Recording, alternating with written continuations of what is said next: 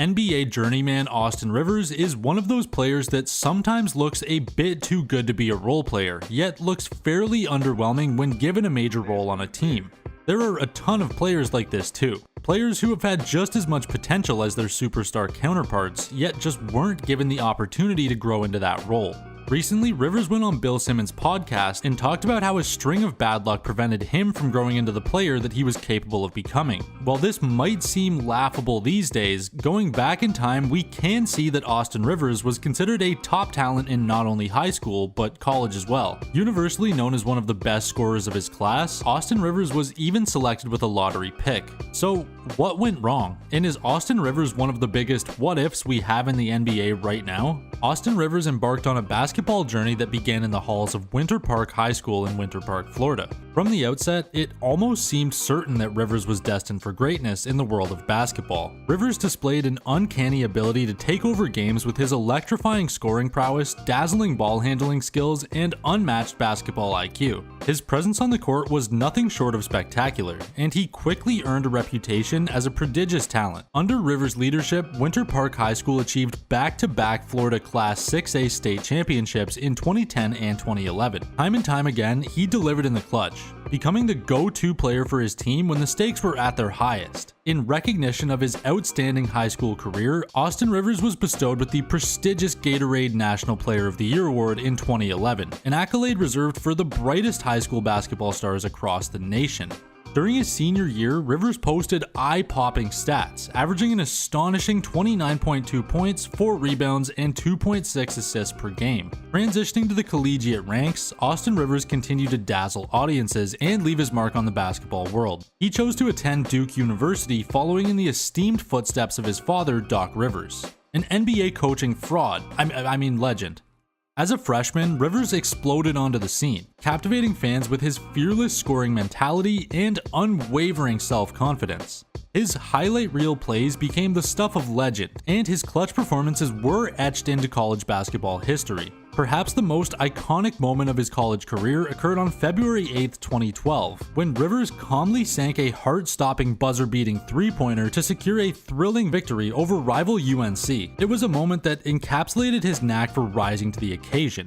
Over the course of his freshman year, Austin Rivers averaged a remarkable 15.5 points, 3.4 rebounds, and 2.1 assists per game, solidifying his status as one of the most electrifying players in college basketball. His contributions were instrumental in guiding Duke to the NCAA tournament's round of 32, where they displayed an impressive run. Austin Rivers' high school and college years were a testament to his extraordinary talent, unwavering dedication, and the ability to consistently shine when the spotlight was at its brightest. These pivotal years not only laid the foundation for his promising NBA career, but also solidified his legacy as a basketball prodigy in his younger years.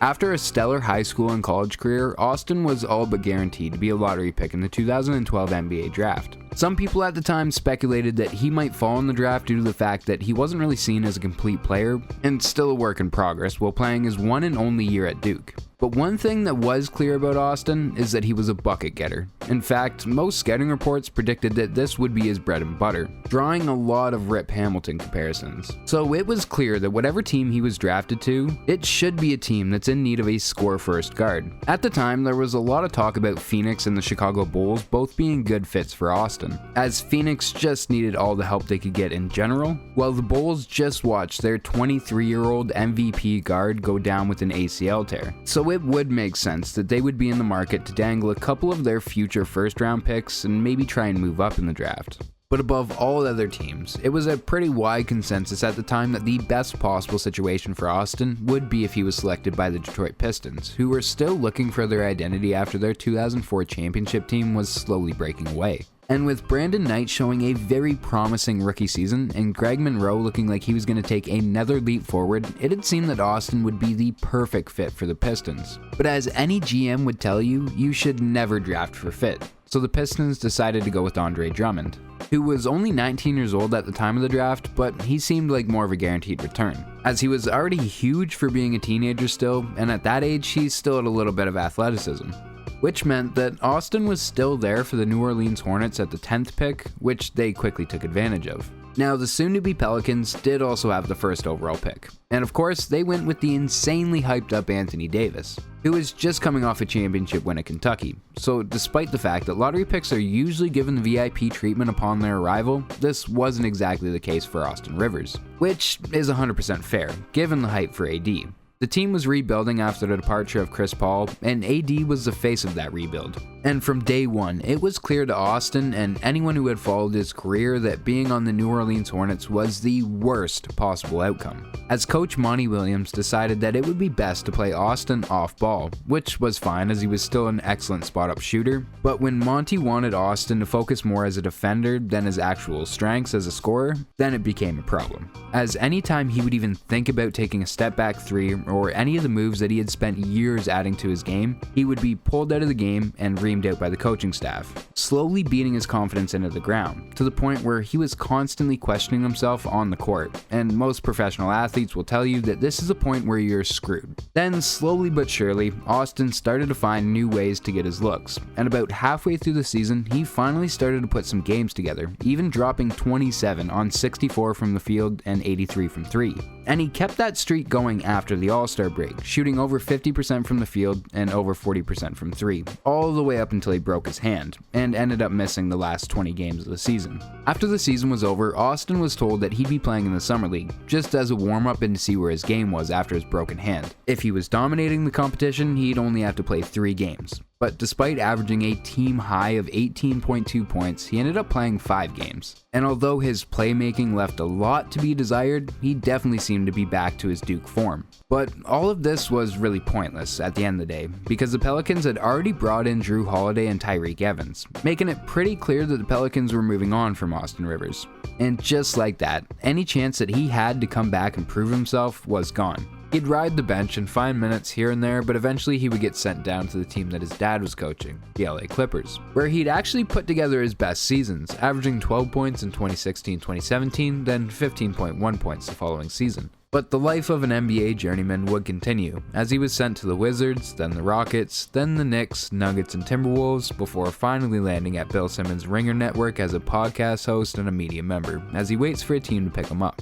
Now, I know a lot of people are going to hear this story and call BS. It's been a pretty long time since Austin has been in high school or college, and most NBA fans know him for his play over the last few seasons. So it's hard to grasp that Austin Rivers might be one of the greatest what-if players ever.